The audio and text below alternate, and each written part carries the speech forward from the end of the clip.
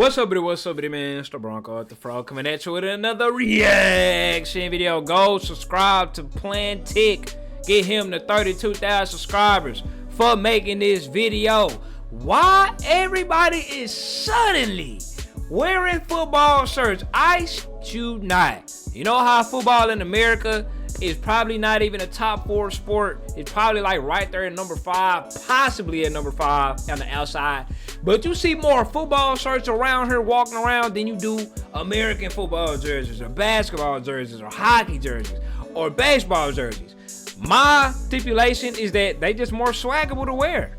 You know, you can wear footy jerseys more casually, like in the public. And speaking of, I got me a new jersey added to the collection. We got Tigres over here. I'm gonna be in Houston for the Leagues Cup game. You already know the deal. If you at the game, go ahead, tune in. Got us a Tigres jersey right here.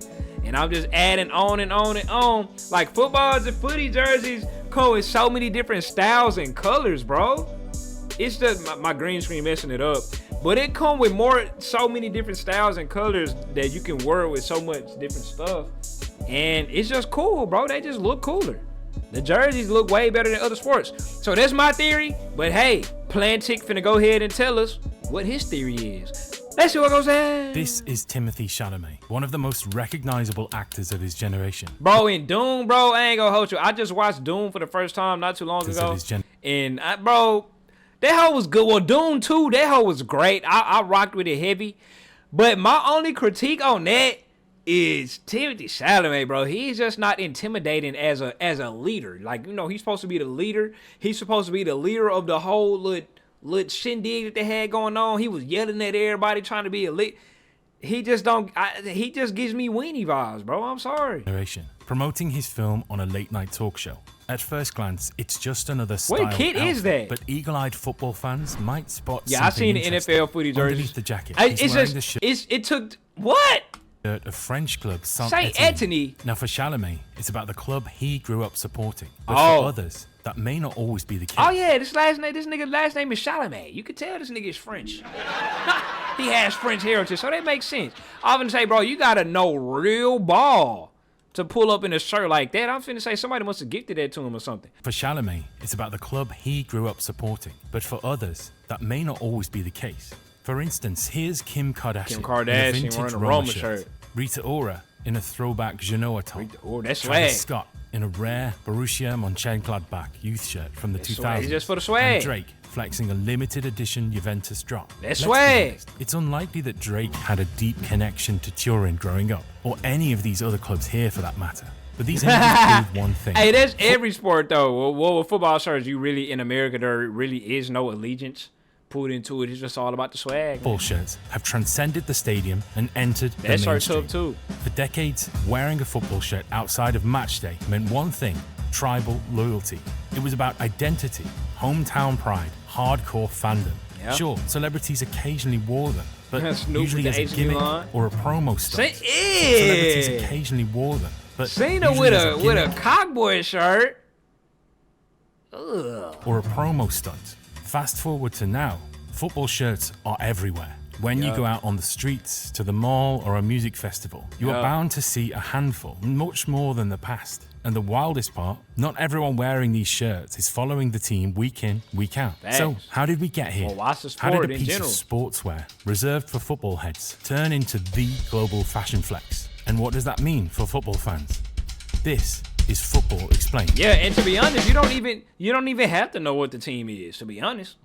I ain't even gonna sit here and lie. If the shirt look clean, hey, boys go get that hoe. Maybe they see it in America specifically, maybe they see it at the thrift store or something. They're like, ooh, I like the colors of that. They go ahead and put it on. It ain't like the teams here in America. Why not? But overseas, yeah, that's a different story. For most of football history, players wore shirts with no names and no sponsors, just colors, and maybe a club crest to separate one team from another. It wasn't until the 70s that clubs started commercializing shirts and adding sponsors. It was revolutionary at the time and controversial when Liverpool added Hitachi to the shirt in 1979, becoming one of the first English clubs to wear a sponsor. Hey, like Sigurd just said, that's just like MLB caps. Everybody be wearing New York Yankee baseball caps and this and that, even overseas. Come on now, cook up. It's the same thing with football shirts, footy shirts, and baseball caps. It's the same thing. Many fans and traditionalists saw it as selling out. It sparked debates about money creeping into the soul of the sport, a conversation we're still having today. But it made complete financial sense for the club. Yeah. Here's what then Liverpool chairman John Smith said about the matter. We're fighting for our existence. Hardly any clubs are profitable anymore. The days of surviving on ticket sales alone are over. We have to find new income sources. The one-year Hitachi deal was worth £50,000 at the time. And just like that, a whole new avenue opened for football clubs, commercializing the football kit. So it was Liverpool who ended up changing the landscape and changing the world. Never walk along them pool boys. You already know the deal. Trendsetters, pioneers, trailblazers. These shirt sponsors were everywhere. Brands like JVC, Sony, and Candy weren't just sponsors. They became part of the club identity. You couldn't think of Milan without Opel, or Manchester United without Sharp. In a few weeks, we have another video lined up about how shirt sponsors reflect our society. So make sure to subscribe to the channel. Money, but it wasn't until the 90s that the real boom began. This is where things leveled up, design-wise, culturally, and commercially. Michael Jackson! This is where things leveled up, design-wise, culturally. OG, what the fuck Michael Jackson got going with the OG nice shirt on? OGC not what? That boy, he hitting that hoe though. But Michael Jackson, what? I thought it was finna be Milan. That's a damn, okay. And commercially. To start with, the clubs put thought behind the designs. It was the era of massive sponsor logos, eye-catching color palettes and oversized fits, like the purple and yellow checkerboard of Fiorentina, or Arsenal's unforgettable lightning bolt away kit. How do you somehow connect the word Gunners and the cannon graphic into something that's a little more energetic and vibrant and bold and powerful? And so that's where the lightning bolt motif became kind of a signature element. It's all about that Christmas badge killed. And it wasn't just the football clubs following the trend. The 1990 World Cup saw some of the boldest and colourful designs for the time. These designs burned into the memory, not just because they looked bold, but because they became symbols of moments. Baggio's penalty in '94, Ronaldo's tears in '98, Zidane's headbutt in 2006. I ain't gonna lie, I don't look at it, well, this because I didn't see it. I wasn't there when it happened to see it. But them kids don't really remind me of that moment. Every shirt became a story. Back then, wearing your team's shirt was more than aesthetics. It was about allegiance. It said where you were from, who you stood with, and sometimes, more importantly, who you were against. Yes, and this is why in America that some people just don't get it. That I remember going to school and people literally used to be like, bro, it never made sense to me going for a team just because you from there. Why do I gotta go for a team just because I'm from there? Why can't I go for who I want to go for? And I'm like, bro, because that's where the f you from. That's what's representing you. Like, what do you mean why you gotta? You get what I'm saying? That's genuinely like the way Americans think. They said, bro, they like, bro, we can choose whatever team we want. We ain't gotta go there just because we born here. Like, you know? By the early 2000s, kit deals exploded in value, and by the end of the decade, it was a significant revenue driver. From the 2007 season to the 2011 season, Premier League annual shirt sales rose from 4.8 million to 5.8 million. You agree with him? Oh, no, you agree with him. You from Chicago with MCFC Flex as your username. I thought you were from Manchester this whole time. This nigga from Chicago. And it's only expected to keep growing. And the shirts? They became global exports, worn in Bangkok, Brooklyn, and Bangladesh, not just Birmingham. Every new season meant new home kits, away kits, third kits. Now that's what killed me about y'all. Every single season coming into the sport at first, when I first came, every single season was a new kit, a new home and away. We don't do that in America. In NFL, bro, you keep your same jersey. Teams probably get a new jersey like every 3 years or 4 years they make a tweak. And there's some teams who literally have had the same jersey since the 80s or 70s. The Cowboys white jersey, this is what it looks like. You feel me? And then if I type in something from the 90s, this is literally the same jersey. It's the same, it's literally the same jersey, bro. That's why it blew my mind when I found out in the football world, y'all change our jerseys every single year. Fourth kits, and with that, a full-blown shirt economy was born. Later in the video, we explore how football shirts help fans feel part of a community.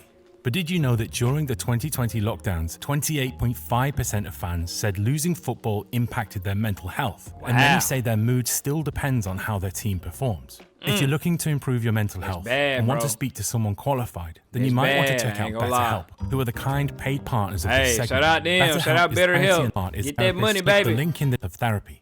Now, back to the story.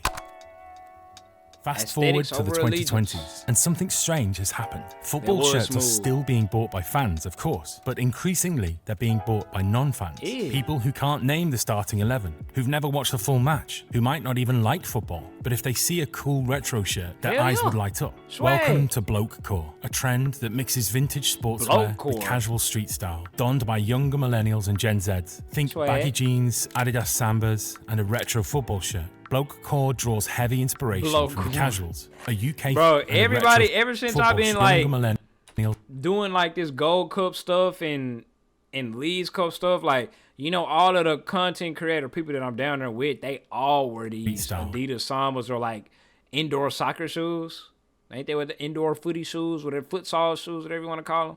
They all be rocking. Donned by younger millennials and Gen Zs. Think baggy jeans, Adidas Sambas, and a retro football shirt. Blokecore draws heavy inspiration from the casuals, a UK football subculture from the 80s and 90s who wore terrace fashion as a badge of honor. But there's a modern twist. The shirts don't have to mean anything anymore. Wearing a 1998 Japan World Cup kit isn't about loyalty, it's about vibes. It's less tribal. More Cup kit isn't. How have I never seen this? This was an actual, this looked like a sweater. Ain't no way this was this could have been their kit, but they turned it into a long sleeve sweater version. But just because of how baggy it is, gotta be. About loyalty, it's about vibes. It's less tribal, more archival. Retro shirts are in demand because they're visually striking. The graphics were wild. The colors were loud. The sponsors were nostalgic, as opposed to today's betting logos. What used to gather dust in your dad's closet now gets snapped up by celebrities on away days, turning forgotten kits into fashion grails. This will all sound wild to someone who doesn't care about anything else beyond the pitch. And it's not just retro kits. This trend has boosted interest in football shirts overall, and in turn, football itself. To understand it all a bit better, we met with Robert Childs, who owns a football jersey shop based in Perth, Australia. He has had first-hand experience in seeing the shift. I think football's blown up really internationally. You've seen a huge growth in America in the last like 2 to 3 years, even in Australia. But I think Blokecore definitely had a part to play. I mean, so they really calling it Blokecore? Conversations with people and like make people look into it, like, oh my god, what is this? What is football shirts? And then get into football as a general. But I think that in Australia, football has just blown up within the last 2 or 3 years because I think people really are starting to get around football culture. So to answer your question, I'm not sure, but I'm sure it would have had some form of contribution to the Now, all of this has gotten to a point where some clubs are more famous for their kits than their football. Enter Venezia FC from the city of Venice. Their 2021 black and gold shirts sold out instantly and featured in GQ. That's more hype than most Champions League teams. This has also given rise to the micro-trends and subcultures within football shirt culture itself. Definitely get like micro-trends. Bro, what's the difference between a beer sponsor and a betting sponsor? Is there truly a difference? They both are bad and detrimental to your health. Shirt culture itself. Definitely get like micro trends within Blokecore that popped up a lot. Like there was the whole like Brazil girls wearing Brazil tops, like 98. I feel like I'm the that was only a huge one. like micro trend within the Blokecore trend. I feel like I'm the only one who just like them Brazil shirts. Like, you would take a beer over a gambling sponsor, bro. You're not even old enough to drink. So we ain't worried about what you got to say. Trend within the Blokecore trend. This is Diana Al-Shamari, better known online as Football Gal. What began as a hobby, embroidering football kits with floral patterns, has since taken on a life of its own. Her unique designs have been worn by the likes of Joe Jonas on tour, and perhaps most notably by France's Jules Koundé. Her designs connect with a growing community that sees football shirts in France's Whoa.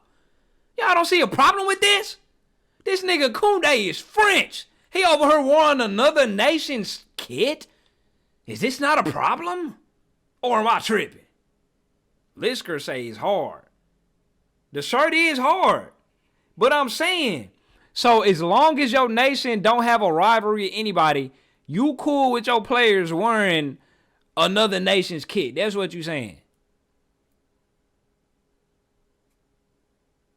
Yes. Hey, I guess. Shit, I learn something new every day. Kunde. Her designs connect with a Same growing continent community is a no-go. that sees football shirts not So an just Englishman can... You know what I'm saying? as uniforms, but as canvases for personal and cultural identity. We spoke to Diana for her perspective on it all.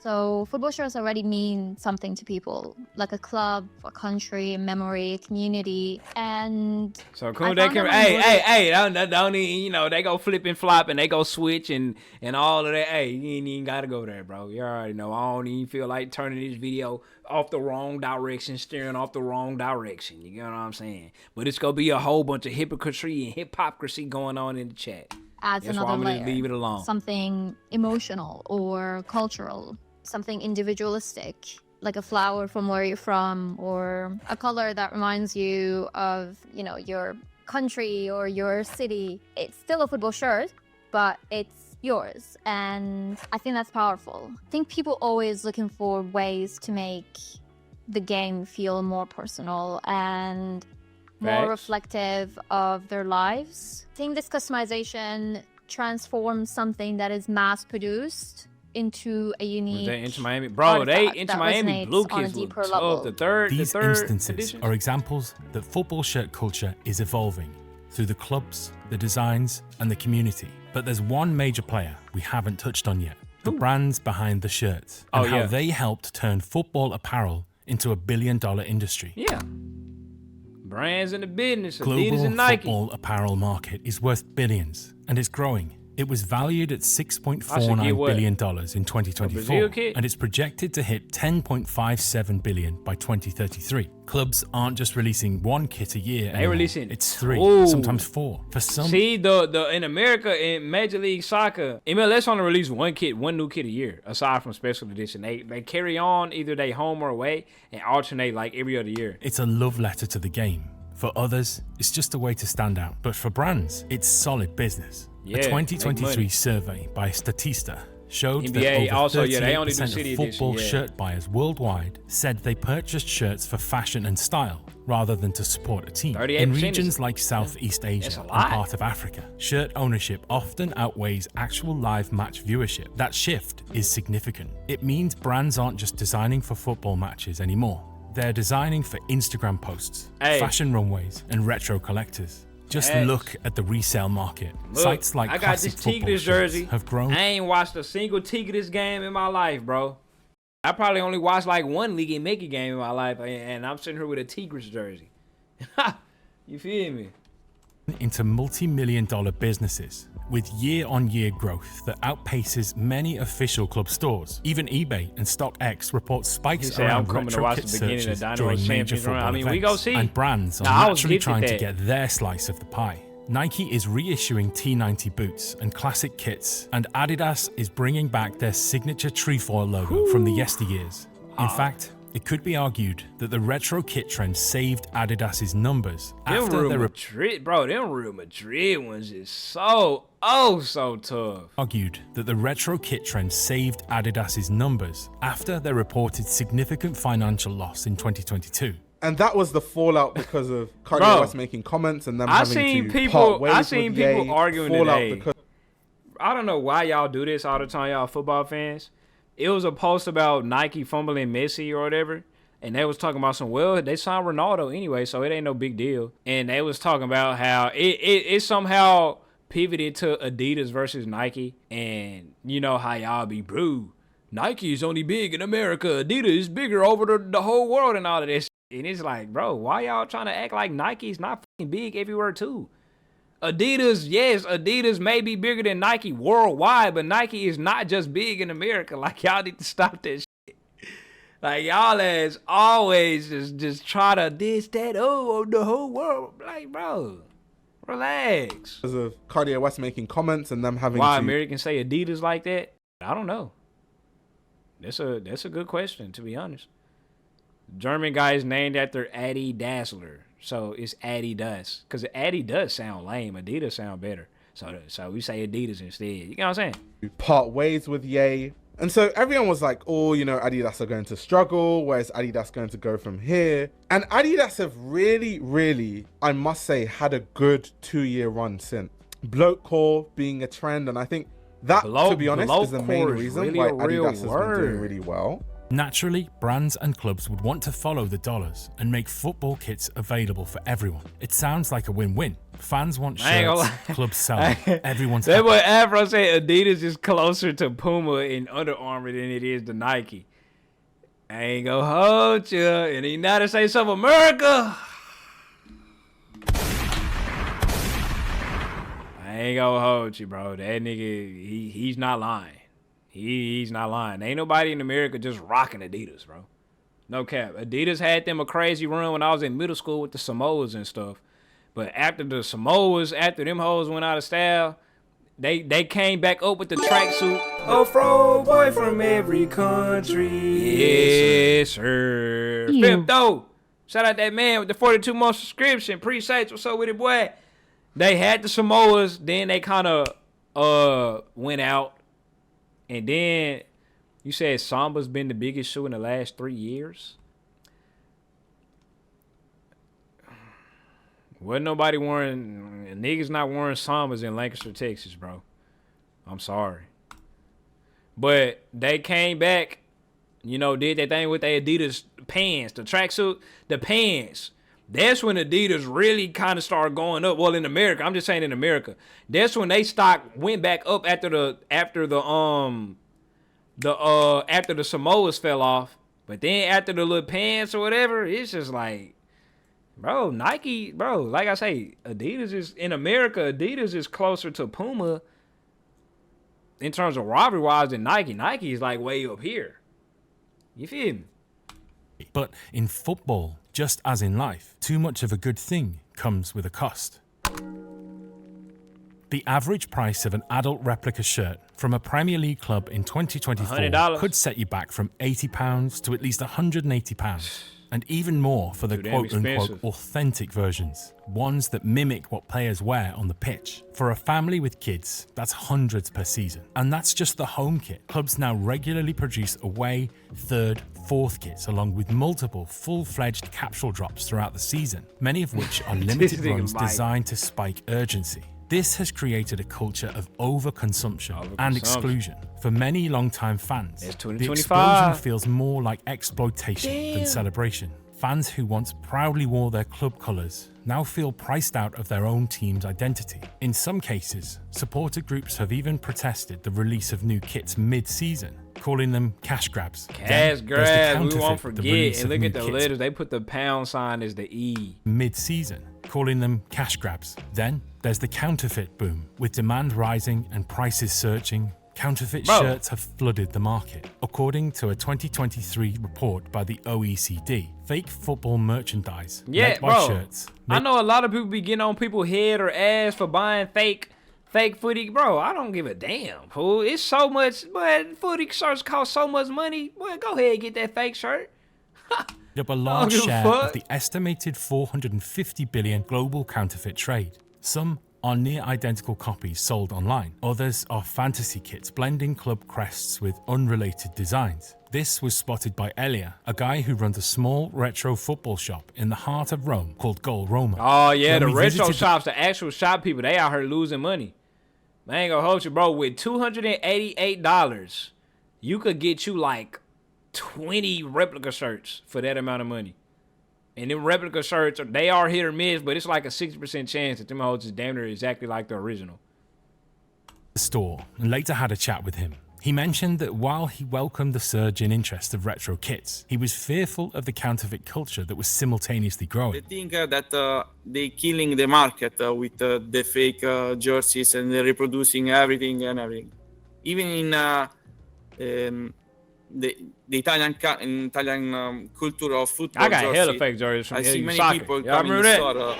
store wearing a not authentic jersey. I used to have a fake jersey And then they ask sponsor. me the shit. prices for the authentic. It feels like they making fun of me because the prices, of course, are more expensive than that they are wearing.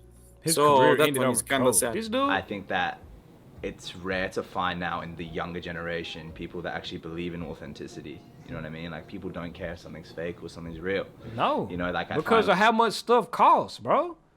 That's why people don't care. like, majority of our Give me your fake Dynamo jersey and pull up. Niggas talking some Dynamo. What the fuck? Dynamo. What you talking about Dynamo? I'm finna pull a Tigres. Tigres. Is the jersey real? That's a good question. I don't know. Do replica jerseys count as real? I'm pretty sure this is from the Adidas store. He said, some MLS supporter you are, bro. I'm from Dallas. I don't give a damn about nothing Houston. This the one exception. Ain't finna catch me rooting for no Dynamo. I only did it once, and that was when y'all played Inter Miami in Florida. Consumers that are the older generation do believe in that, but there Replica is like and a player good versions are group real, of okay, kids type that shit. obviously do understand it. You know what I mean? But I think that now in our generation, people don't really give a shit. But perhaps the most subtle issue is creative fatigue. We recently made a video about Nike struggling with football, and part of the reason was a lack of creative designs. This point, however, could be applied to most brands today to some degree. As clubs, brands, and even influencers chase the retro trend and churn out kits at a breakneck pace, the designs are starting to blur. Templates are reused. Color schemes that's repeat. facts. What once If felt you like a come every badge of season- identity now risks becoming just another drop in an endless feed constantly curated by the algorithm. Now everyone wearing a football shirt is a trend, and with every trend, there's a cycle, which means we could get to a point where it all ends someday, and we go back to the 90s casuals.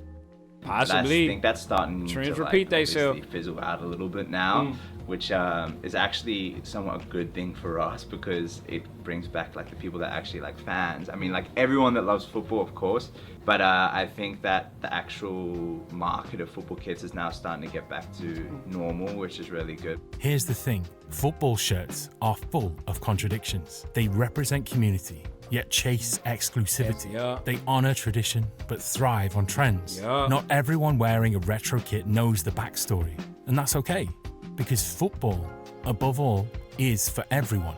We all might don different colours and crests, but at the end of the day, Allegedly it's football for everyone. is the thread Football is a sport with the most gatekeepers. binds us all. Hey man, W video, clap it up. Clap it up, clap it up, clap it up. Plan tick with the W video. Shout out the narrator. Neil Rostad, shout out the editors, Tanzim Uden and Tausif Aka, shout out the script writer, shout out the research team, producers. Special thanks to Diana, football girl, Robert Childs, and Ellie. Hey, everybody go subscribe to Plantic. 35,000 subscribers. Go ahead, get them boys that. They definitely need it. All underrated ass channel. This is live. This is legit, bro. Why is everybody suddenly wearing football kits? Hey, man. It's trend these days. Everybody want to be swaggy. Everybody want to be fashionable. Everybody want to be all of the above. Whether they a fan of the team or not, it don't matter. If boys see something look good, they go get it because it look good. Goddamn me. How about